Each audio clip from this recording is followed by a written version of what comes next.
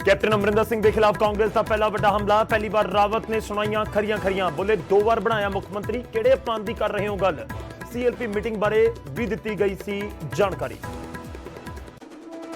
Captain दिया BJP के नाल नजदीकियां नूं लैके भी बड़े रावत पूछा कि किसान विरोधी पार्टी का देवोगे साथ, तुहाडा कद बीजेपी का मुखौटा बनन दा नहीं।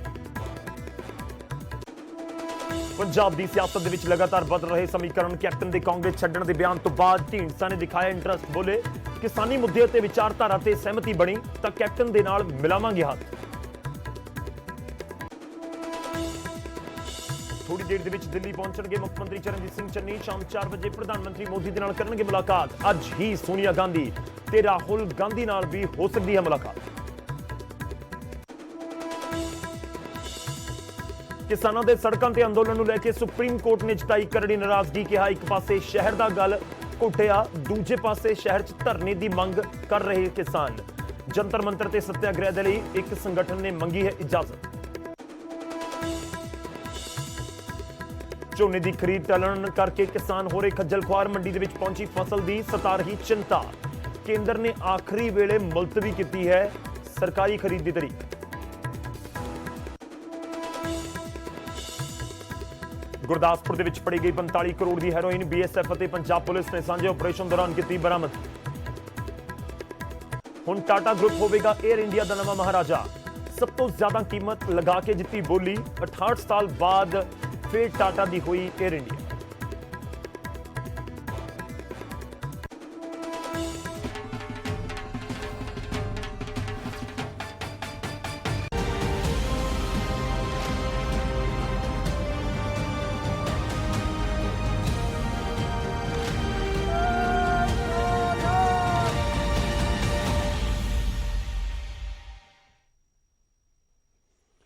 सत श्री अकाल, स्वागत है। गौरव शुक्ला मैं हाँ तुहाडे नाल। इस बुलेटिन का आगाज करन जा रहे हैं। सब तो पहला गल कांग्रेस के अंदर मचे कलेश की, ते कलेश वाधा होया नजर आ रहा है। कैप्टन अमरिंदर सिंह एक पासे कांग्रेस को अलविदा कहने का ऐलान कर चुके ने, तो हुण कांग्रेस भी कैप्टन के खिलाफ खुल के मैदान च आ गई है। शुरुआत इस दे नाल ही पंजाब कांग्रेस के इंचार्ज हरीश रावत के वल्लों कैप्टन के उत्ते बड़ा तिखा सियासी हमला किया गया है। कैप्टन का अपमान किवें, वो 2 बार मुख्यमंत्री बने ने। एक पॉइंट दे उत्ते हरीश रावत ने कैप्टन अमरिंदर सिंह नूं जवाब भी दिता ते उन्हां दे उत्ते सियासी तीर भी छड्डे। जदों कैप्टन ने कहा कि उन्हां नूं जलालत महसूस हुई है, अपमानित किया गया है, उन्हां नूं ह्यूमिलेट किया गया है, तो हुण रावत पुछ रहे हैं कि तुहानूं तां मुख्यमंत्री बनाता, फिर किवें ह्यूमिलेट कर दिता। ते उधर कैप्टन की बीजेपी नाल नेड़ता नूं लैके भी सवाल उठ रहे हैं। बेअदबी केस दे विच कैप्टन सरकार ने सही ढंग दे नाल पैरवी नहीं की। यह भी हरीश रावत दे वल्लों वड्डी स्टेटमेंट दी गई। कैप्टन ने बेअदबी ते माइनिंग केस दे विच कदम नहीं चुके। कैप्टन नूं सीएलपी मीटिंग की सूचना दी गई सी। विरोधी कैप्टन नूं मुखौटे की तरह इस्तेमाल कर रहे हैं। खास तौर पर बीजेपी के हरीश रावत निशाना साधते नजर आए। कैप्टन किसान विरोधी पार्टी की मदद ना करन, चन्नी सरकार दे कोल पूरा बहुमत है, कोई खतरा नहीं है। ते नाल ही हरीश रावत ने नसीहत भी दी कि कैप्टन का कद बहुत वड्डा है, ते कद इन्ना वड्डा है कि बीजेपी का मुखौटा बनन दा नहीं है। नाल ही उन्होंने यह भी कहा कि कैप्टन कांग्रेस दे विच रहणगे या नहीं, ये उन्होंने सैकुलर होने की परीक्षा का समय है। तो हरीश रावत बड़ा तिखा सियासी हमला करते हुए नजर आ रहे हैं कैप्टन अमरिंदर सिंह के उत्ते। ते स्पष्ट शब्दों के उन्होंने कह दिता कि कैप्टन अमरिंदर सिंह जो गल्लां कर रहे हैं उसका कोई आधार नहीं। खास तौर पर सब तो पहला गल की शुरुआत होंगी है क्योंकि रात को 11:15 बजे हरीश रावत ने ट्वीट किया जो सीएलपी की मीटिंग सद्दी गई सी। उस समय मुख्यमंत्री सी कैप्टन अमरिंदर सिंह। ते उस तो अगली सवेर आके कैप्टन कहते हैं कि उन्होंने पता लग्या कि सीएलपी की मीटिंग सद्दी गई है, पर हरीश रावत कह रहे हैं कि तुहानूं दस्सिया गया सी, तुहानूं मुख्यमंत्री बनाता, फिर अपमान किवें होया? उस समय अपमान नहीं होया। ते उन्होंने यह भी कहा, हरीश रावत यह भी कह रहे हैं कि जिहड़ी ह्यूमिलेशन वाली थ्योरी है वो कैप्टन का कह ही रहे हैं, ते बीजेपी के आगू भी उसनूं अगे वधाउण दी फिराक दे विच ने। बहुत विनम्रता से इस बात को कहना चाहता हूं कि पार्टी ने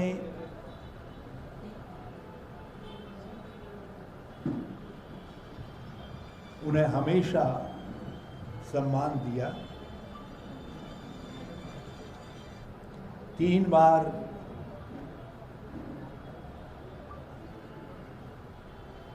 वो पार्टी के प्रांतीय अध्यक्ष रहे और 2 बार 9.5 साल करीब मुख्यमंत्री रहे। यदि ये ह्यूमिलेशन है तो फिर दूसरे वरिष्ठ नेता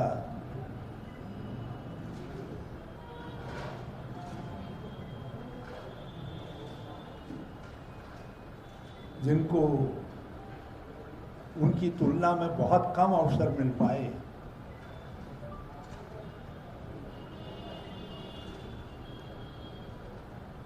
उनसे श्री अमरेंद्र सिंह जी को अपनी तुलना करनी चाहिए। आज ये कहा जा रहा है कि मुझे नहीं बताया गया कि सीएलपी की मीटिंग बुलाई जाए। मैं शपथ पूर्वक कह रहा हूं कि मैंने 3 दिन कोशिश की और मैं अपने मुख्यमंत्री से बातचीत नहीं कर पाया। और पंजाब के लोग जब मैं इस बात को कह रहा हूं तो इसको समझेंगे और इसकी तायीद करेंगे। अनंतो गत्वा पार्टी के अंदर कुछ बहुत ही दुर्भाग्यपूर्ण घटित ना हो, इसलिए हमने सीएलपी की मीटिंग बुलाने का निर्णय लिया और उस निर्णय की सूचना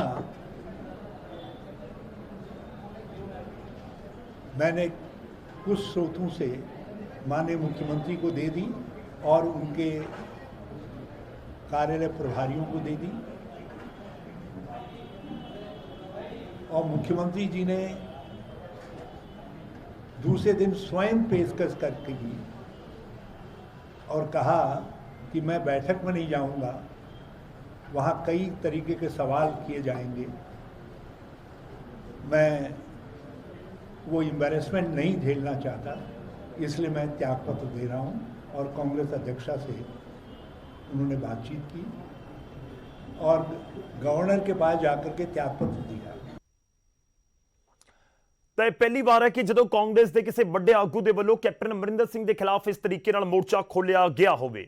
ਖੈਰ ਅੱਗੇ ਵਧਦਿਆਂ ਤੇ ਗੱਲ ਹੋਵੇਗੀ ਮੁੱਖ ਮੰਤਰੀ ਚਰਨਜੀਤ ਸਿੰਘ ਚੰਨੀ ਦੀ। ਦਿੱਲੀ ਦੇ ਲਈ ਰਵਾਨਾ ਹੋ ਚੁੱਕੇ ਨੇ, ਥੋੜੀ ਦੇਰ ਦੇ ਵਿੱਚ ਦਿੱਲੀ ਪਹੁੰਚਣਗੇ ਮੁੱਖ ਮੰਤਰੀ ਤੇ ਕਾਂਗਰਸ ਦੇ ਕਲੇਸ਼ ਦੇ ਵਿਚਾਲੇ 10 ਦਿਨਾਂ 'ਚ ਮੁੱਖ ਮੰਤਰੀ ਚੰਨੀ ਦਾ ਇਹ ਦਿੱਲੀ ਦਾ ਚੌਥਾ ਗੇੜਾ ਹੈ।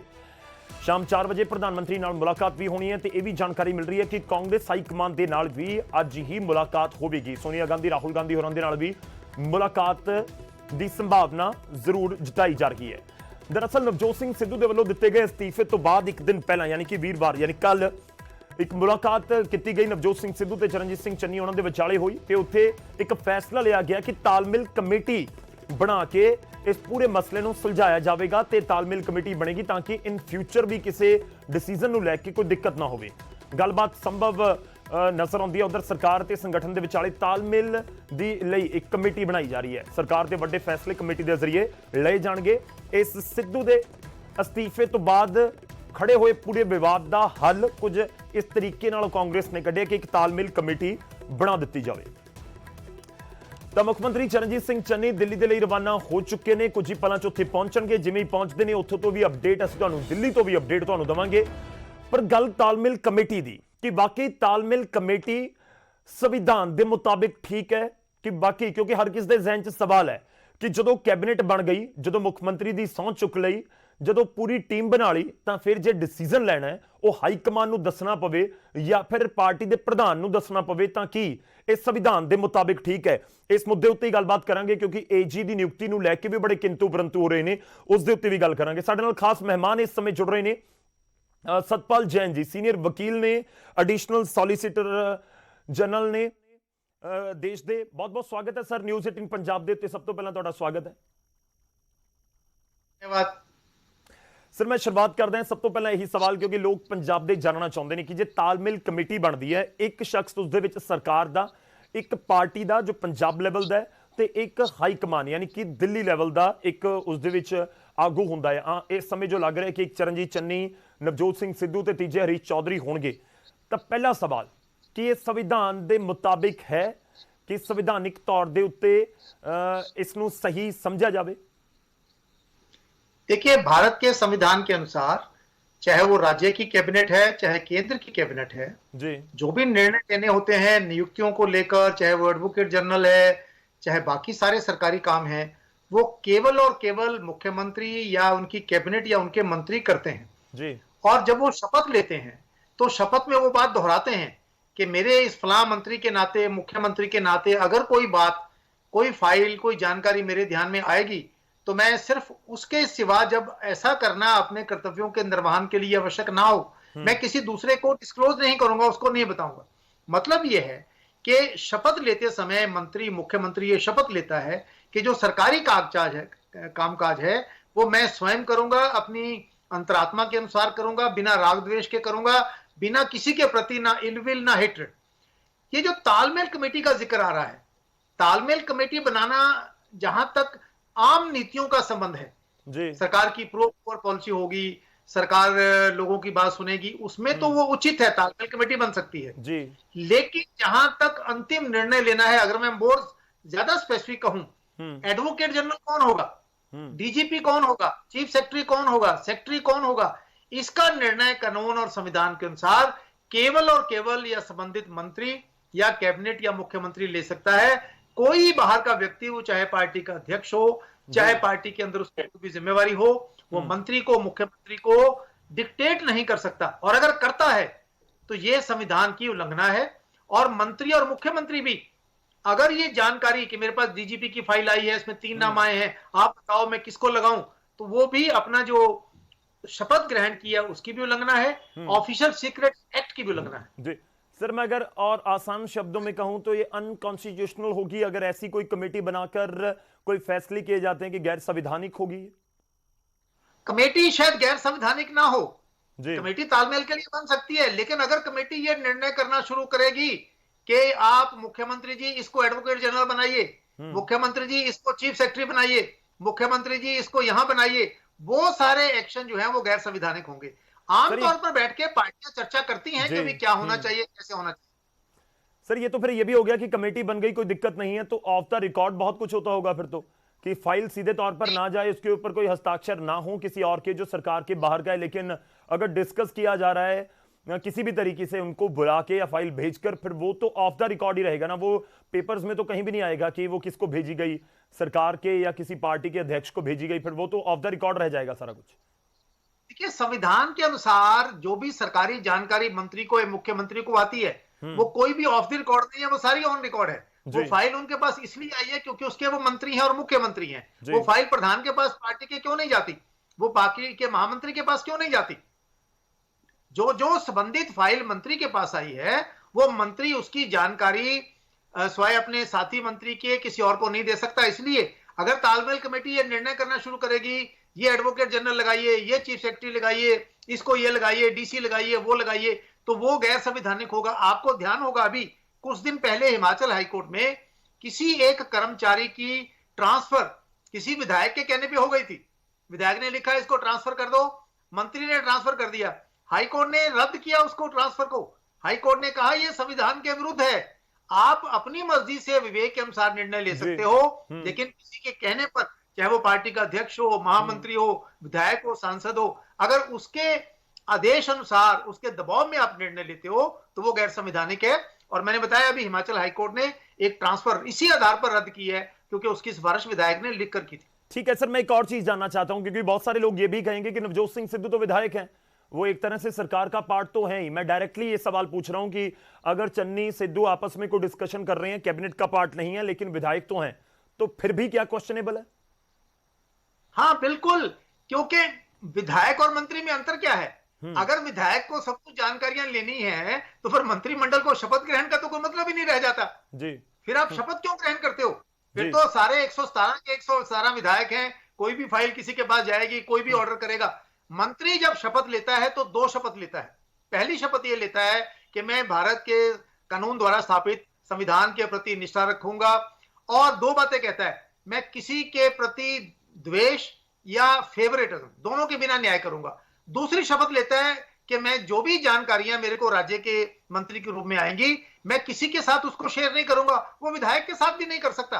अगर आपकी बात मान ली जाए फिर तो कैबिनेट की मीटिंग में एमएलए भी चला जाएगा, फिर तो कैबिनेट की मीटिंग में पार्टी का प्रधान भी जाएगा, फिर तो कल को आप डिस्ट्रिक्ट के प्रधान को भी बुला लोगे, फिर कल को आप किसी और को भी बुला लोगे। क्या कारण है कि मंत्रिमंडल की बैठक में सिर्फ मंत्री जाते हैं? बल्कि यहां तक है, अगर कैबिनेट की मीटिंग है तो सिर्फ कैबिनेट मिनिस्टर जाते हैं, अगर काउंसिल ऑफ मिनिस्टर्स की मीटिंग हो तब फिर minister of state, deputy minister तब जाते हैं। जी इतनी बड़ी जो डिवीजन ऑफ पावर है, एग्जीक्यूटिव, लेजिस्लेचर और जुडिशरी, इसका अक्षर से पालन करना आवश्यक है। इसलिए अब ये जो नई परंपरा शुरू होने लगी है कि कौन एजी होगा, इसका निर्णय पार्टी करेगी, पार्टी डिक्टेट करेगी सीएम को और कमेटी डिसाइड करेगी, ये संविधान के अनुसार नहीं है। ठीक है सर, आप तो एक चीज आपने क्लियर कर दी कि अगर इस तरह से कोई तालमेल कमेटी बनती है तो कोई दिक्कत नहीं। अगर तालमेल कमेटी के सभी सदस्यों को सरकार की तरफ से लिए जाने वाले डिसीजंस की फाइल्स दिखाई जाती है, उनकी राय ली जाती है, तो फिर उसमें आपत्ति संविधान के मुताबिक होगी। मैं अगले पॉइंट के ऊपर आऊं, क्योंकि एक नियुक्ति को लेकर बहुत सवाल उठ रहे हैं। जो एजी की नियुक्ति की गई, एडवोकेट जनरल की नियुक्ति की गई, एपीएस देओल लगाए गए, उनकी नियुक्ति को लेकर इस समय बहुत बवाल है। सिद्धू भी बहुत नाराज है उनकी नियुक्ति को लेकर। क्या कोई ऐसा शख्स, मैं सीधा एपीएस देओल को लेकर ही सवाल पूछ रहा हूं, वो सुमित सैनी को डिफेंड कर रहे थे, अभी तक उनका बचाव कर रहे थे अदालत में, अब एजी हो गए तो सरकार की तरफ से उनको सुमित सैनी के खिलाफ ही उतरना पड़ेगा। तो ये क्या संविधान के मुताबिक पॉसिबल है कि ऐसे एक वकील पहले जिसका बचाव कर रहा था अब उसके अगेंस्ट जाकर खड़ा हो जाए? देखिए, संविधान बनाना है, इसका निर्णय करना पूर्णतः मुख्यमंत्री कैबिनेट के हाथ में है। वो निर्णय करते हैं कि कौन एडवोकेट जनरल होगा। लेकिन मैं जो यहां, इसलिए देओल साहब को रखना या नहीं रखना ये पंजाब की कैबिनेट का निर्णय है, वो करेंगे। और मैं देओल साहब को जानता हूं, बहुत कॉम्पिटेंट वकील हैं, क्रिमिनल साइड में भी भले आदमी है, जेंटलमैन है। पर एक बात से मुझे बड़ी हैरानी हो रही है, वो ये हैरानी हो रही है कि आप ये कह रहे हो कि क्योंकि किसी वक्त वो किसी और के वकील रहे हैं इसलिए एडवोकेट जनरल नहीं हो सकते। मैं आपको एक नहीं 10 उदाहरण दे सकता हूं जहां कोई व्यक्ति अलग अलग लोगों की वकालत करता रहा है और बाद में वो किसी ना किसी सरकार का मंत्री बना है। मैं स्वयं हरचरण सिंह बराड़ कांग्रेस के मुख्यमंत्री थे, मैं उनका वकील रहा हूं हाईकोर्ट में। जी, जी। राम जेठमलानी अलग अलग लोगों के वकील रहे हैं, देओल साहब भी लोगों के वकील रहे हैं। सवाल यह है कि आपकी एडवोकेट जनरल की नियुक्ति में उनकी कॉम्पिटेंस जो है वो महत्वपूर्ण है। वो पहले किसके वकील रहे हैं, अगर ये आप देखना शुरू करोगे तो मुझे नहीं लगता कोई वकील आपको एक मिलेगा तो जिंदगी भर एक ही तरफ रहा हो, किसी और का लैंड ना हो जो सरकार के लिए अच्छा नहीं करती। हाँ, एक बंदिश होती है, आप अगर किसी के पहले क्लाइंट रहे के वकील रहे हैं, कोई आपका क्लाइंट रहा, तो जब उसका केस आता है व्यक्ति उस केस में दूसरे की पक्ष की तरफ से पेश नहीं हो सकता है। जैसे हाई कोर्ट के जज हैं, जज बनने से पहले वकील होते हैं, बहुत सारे केस वो लड़ते हैं। तो अगर किसी उस साइल का केस उनके सामने आ जाए, भी वो वकील रहे हैं, तो वो कह देते हैं कि क्योंकि मैं इनका पहले वकील रहा हूं तो मैं इनका केस नहीं सुनूंगा। ऐसे ही एडवोकेट जनरल अगर पहले किसी का वकील रहा है, वो सरकार के खिलाफ केस डालता है या उसी केस में, तो वो फिर उस केस में सरकार के या उसके पक्ष में पेश नहीं हो सकते। ये वेल सेटल्ड ट्रेडिशन है कोर्ट में, लॉयर्स में वेल सेटल्ड ट्रेडिशंस है और एक्सेप्टेड है। इसलिए मैं समझता हूं कि इसको रखना किसको नहीं रखना ये उनका निर्णय है। लेकिन मैं बड़ा हैरान होता हूं जब ये सवाल किया जाता है कि क्योंकि वो उनके वकील रहे हैं इसलिए वो नहीं हो सकते। मैं समझता हूं कि ये बहुत बड़ी जाती है वकीलों के साथ। वकील और डॉक्टर की कॉम्पिटेंस, उसकी योग्यता, उसकी प्रोफेशनल कॉम्पिटेंस पे होनी चाहिए। वो किन की का वकील रहा है ये महत्वपूर्ण नहीं है। एक डॉक्टर सबका इलाज करता है। कल को मुख्यमंत्री का अगर डॉक्टर बनाना है तो आप कहो जी ये तो विरोधी, मान लो चन्नी साहब का डॉक्टर अपॉइंट होना है तो आप कहो जी ये तो बादल साहब का भी डॉक्टर रहा है, ये तो बराड़ साहब का भी डॉक्टर रहा है। वकील और डॉक्टर की कॉम्पिटेंस की योग्यता के आधार पर होनी चाहिए। वो किसका वकील रहा है मुझे लगता है वो उतना महत्वपूर्ण नहीं है। चलिए, शुक्रिया सर, धन्यवाद हमारे साथ जुड़ने के लिए पूरी बातचीत के लिए। ਤਾਂ ਸਤਪਾਲ ਜੈਨ ਸਾਡੇ ਨਾਲ ਜੁੜੇ ਹੋਏ ਇਸ ਤੇ ਬਾਖੂਬੀ ਪੈਚੀਦਗੀਆਂ ਸਮਝ ਕਿ ਕਾਨੂੰਨ ਦੇ ਮੁਤਾਬਿਕ ਕਿਹੜੀਆਂ ਚੀਜ਼ਾਂ ਹੋਣੀਆਂ ਚਾਹੀਦੀਆਂ ਨੇ ਤੇ ਕਿਹੜੀਆਂ ਨਹੀਂ ਹੋਣੀਆਂ ਚਾਹੀਦੀਆਂ। ਦੋ ਚੀਜ਼ਾਂ ਦੇ ਉੱਤੇ ਅਸੀਂ ਉਹਨਾਂ ਦੇ ਨਾਲ ਗੱਲਬਾਤ ਕਰਨ ਦੀ ਕੋਸ਼ਿਸ਼ ਕੀਤੀ ਹੈ। ਪਹਿਲੀ ਕਿ ਤਾਲਮੇਲ ਕਮੇਟੀ ਦਾ ਮਤਲਬ ਕੀ, ਤਾਲਮੇਲ ਕਮੇਟੀ ਜੇ ਬਣਦੀ ਹੈ ਤਾਂ ਉਸ ਦੇ ਵਿੱਚ ਕੋਈ ਦਿੱਕਤ ਨਹੀਂ ਹੈ। ਸੰਵਿਧਾਨ ਦੇ ਮੁਤਾਬਿਕ ਇਹ ਜੈਨ ਸਾਹਿਬ ਕਹਿੰਦੇ ਨਜ਼ਰ ਆਏ ਨੇ ਕਿ ਤਾਲਮੇਲ ਕਮੇਟੀ ਬਣ ਸਕਦੀ ਹੈ ਸਰਕਾਰ ਤੇ ਪਾਰਟੀ ਦੇ ਵਿੱਚ ਕੋਆਰਡੀਨੇਸ਼ਨ ਦੇ ਲਈ। पर जेकर डिसीजन लैन लगे तालमेल कमेटी को इंटरफेरेंस कर दी है तो फिर उसके उत्ते किंतु परंतु यह दिक्कत हो सकती है और नहीं हो सकता कानून के मुताबिक, संविधान मुताबिक। दूजा, एजी की नियुक्ति को लैके बेशक इस समय विवाद होवे पर वो कह रहे हैं कि टैक्नीकलिटीज को लैके कोई दिक्कत नहीं है तो यह मुख्यमंत्री का अधिकार है कि किस एजी लगाना है तो किस नहीं। रुक रहे हैं छोटे जे ब्रेक के लिए, वापस आवांगे कुछ और खबरों नाल।